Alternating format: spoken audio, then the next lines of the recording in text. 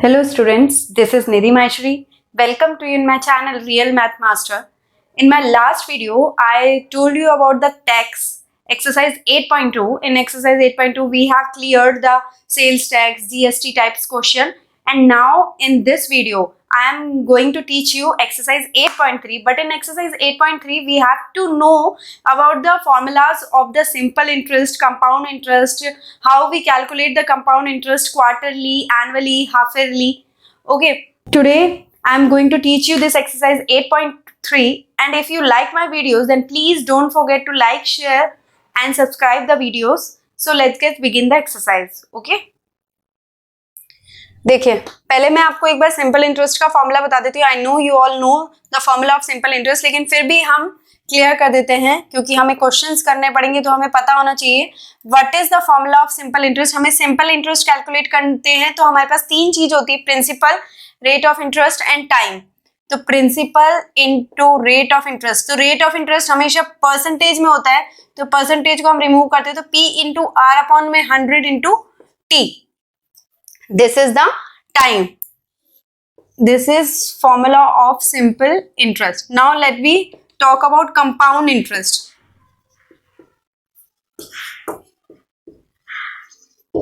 तो देखिए यहाँ पर सिंपल इंटरेस्ट हमारा डायरेक्ट निकल रहा है, सिंपल इंटरेस्ट का फॉर्मूला है, लेकिन कंपाउंड इंटरेस्ट हमारा डायरेक्ट नहीं निकलता. उसके लिए पहले हमें अमाउंट निकालना पड़ता है.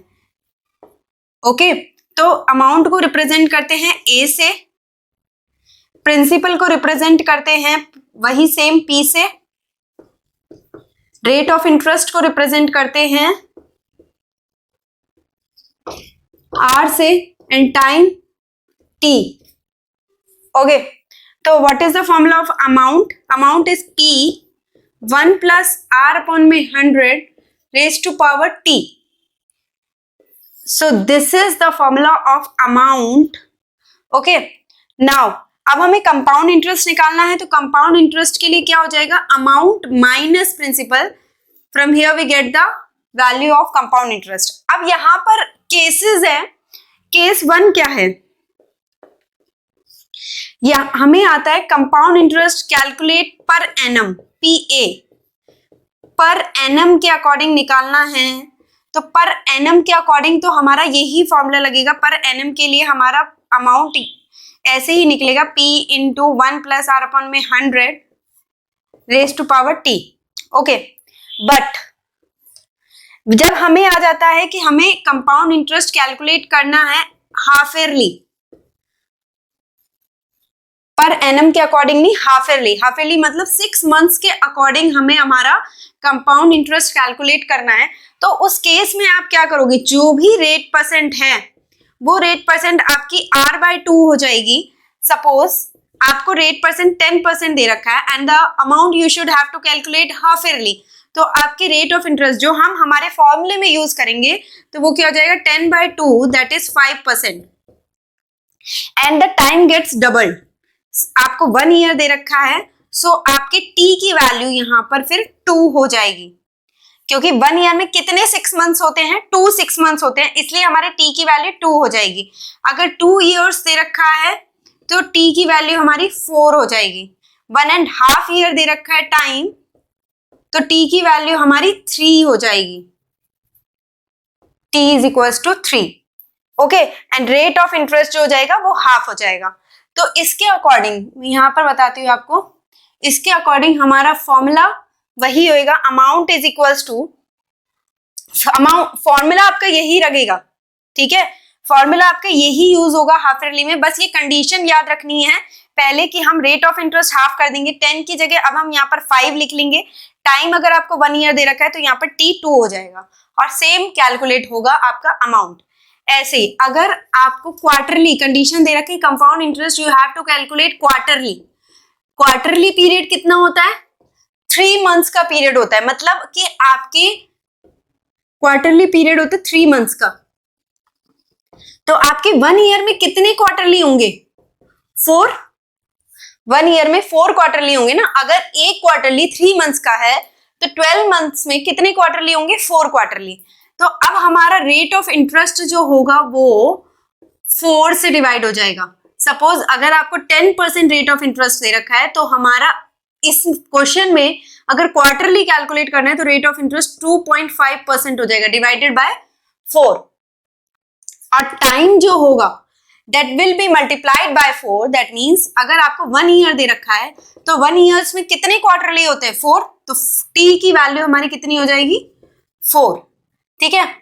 और 2 ईयर्स दे रखा है तो t की वैल्यू हमारी कितनी हो जाएगी 8। ओके तो इस अकॉर्डिंग आप पहले वैल्यू कैलकुलेट करेंगे, then we will have to use the formula that is basic for all these questions.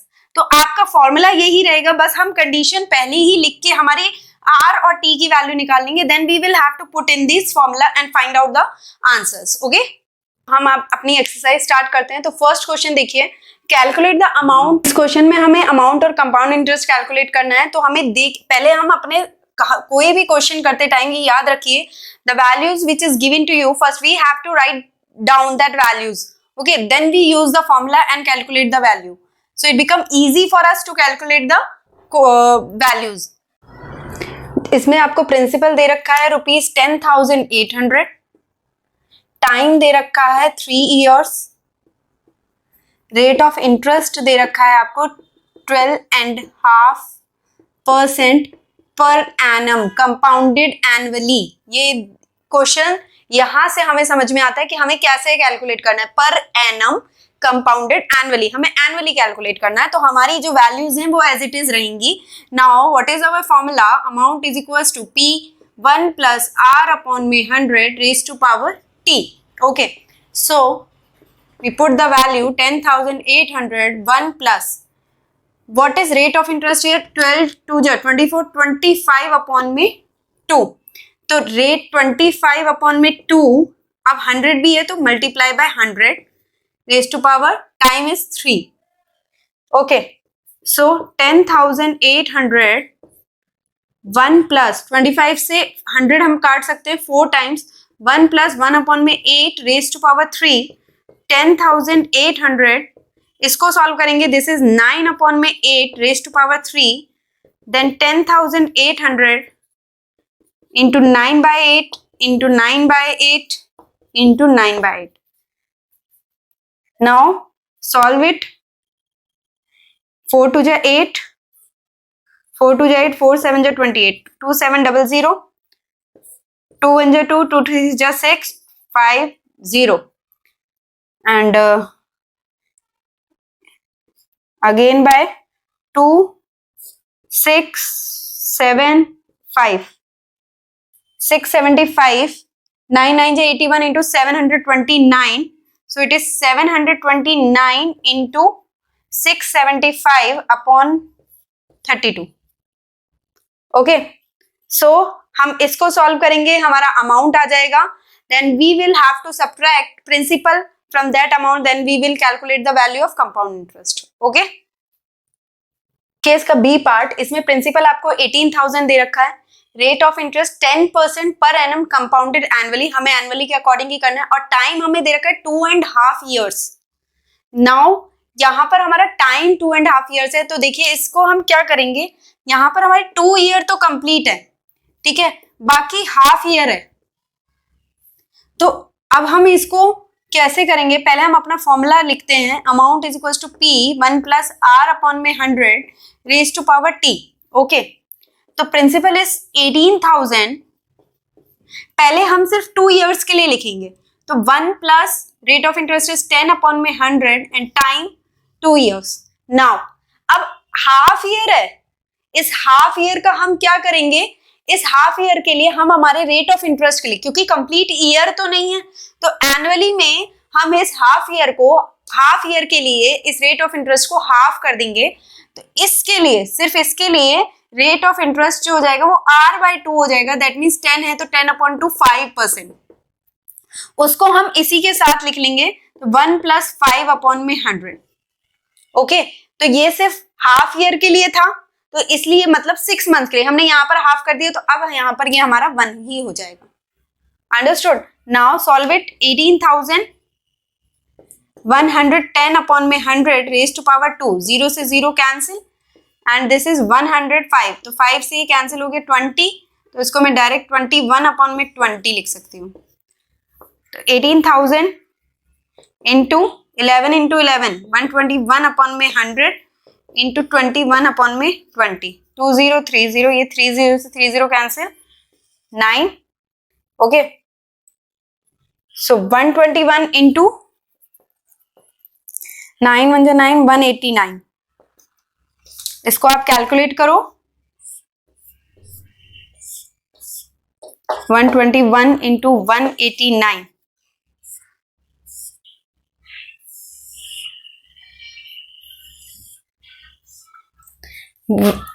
1 2 1 8 16 8 9 18 9, now add it 9 8 8 16 6 7 8 8 9 17 18 1 2 3 4 4 8 8 12 2 1 2 2 2 8 6 9, okay. So this is our answer. इस तरह का मेथड आप मेरी वीडियो में देख सकते हैं, डिस्क्रिप्शन लिंक आपको मिल जाएगा इस तरह का मेथड सीखने के लिए। This is very easy method for the multiplication. Now this is our amount, तो compound interest is 869 minus 18,000, principal हम माइनस कर देंगे, so it's 9684, this is our compound interest. Okay, अब सी पार्ट में क्या है, हमें प्रिंसिपल दे रखा है 62,500, रेट दे रखा है 8% पर एनम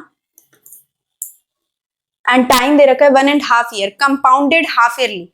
तो देखिए अब हमारा पी कितना है, ₹62,500 अकॉर्डिंग टू हाफ ईयरली। हम यहीं पर सॉल्व कर लेते हैं।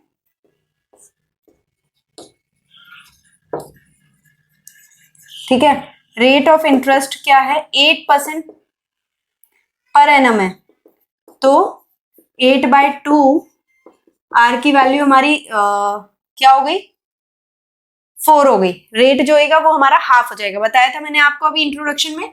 और टाइम 1.5 ईयर है, तो हमारी टी की वैल्यू क्या हो जाएगी, 3 6 मंथ्स हो गए 1.5 ईयर में, तो टी की वैल्यू क्या हो जाएगी, 3। बस हमें अपने फॉर्मूले में ये वैल्यूज पुट करनी है, P1 + R अपॉन में 100 raised to power T, 62,500 1 + 4 upon में 100 raised to power 3, 4 से 100 कैंसिल, इट इज 25 + 1 26, तो 62,500 26 अपॉन में 25 का होल क्यूब।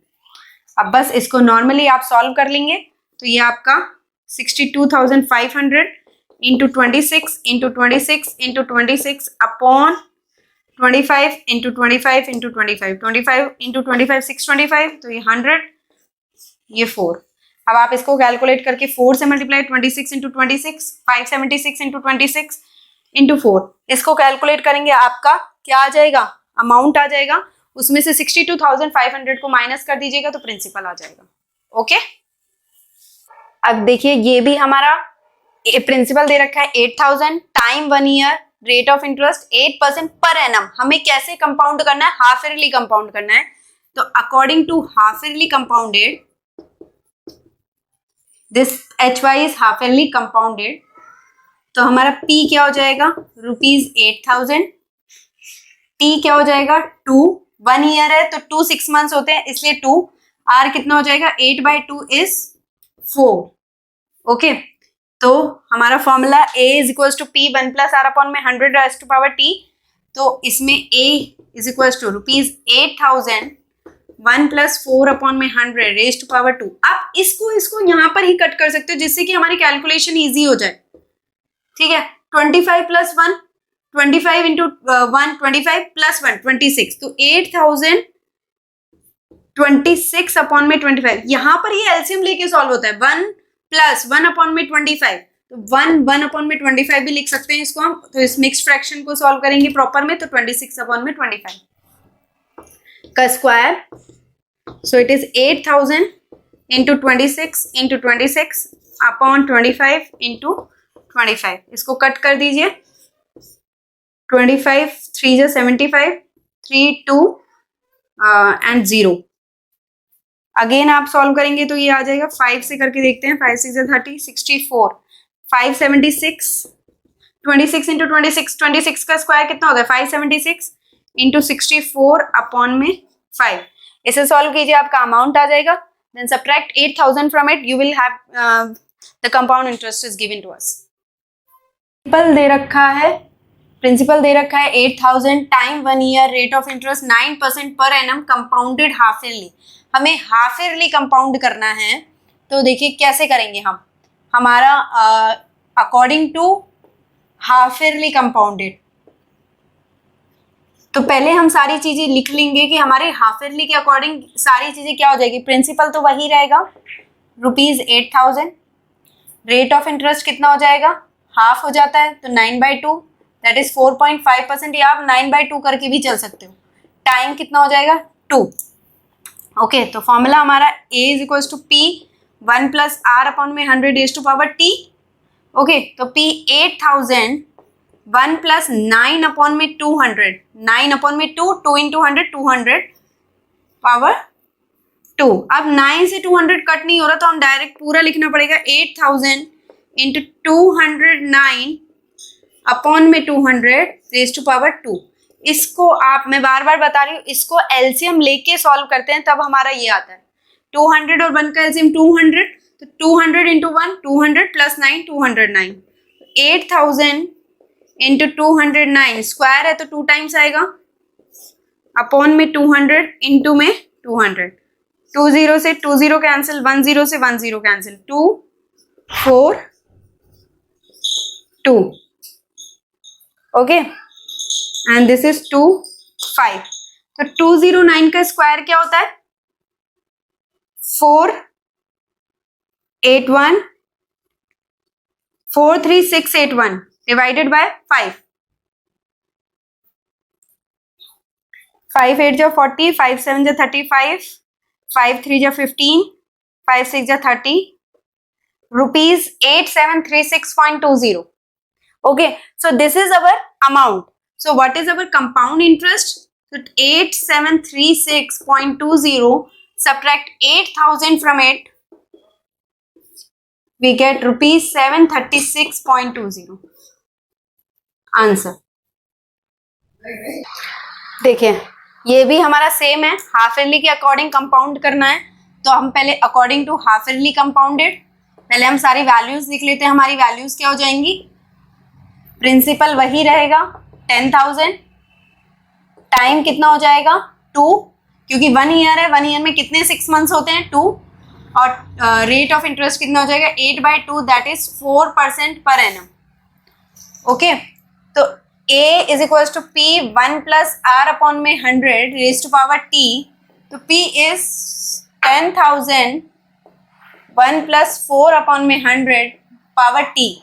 4 से 100 हम यही कट कर सकते हैं 25, तो 10,000 into 26 into 26, 25 + 1 26 upon 25 into 25, 400 again 25 से 16, तो 576 इंटू 16 करिए, आपका क्या आ जाएगा, अमाउंट आ जाएगा। Then you can subtract 10,000 from it, then compound interest will come. Okay, so this is our answer.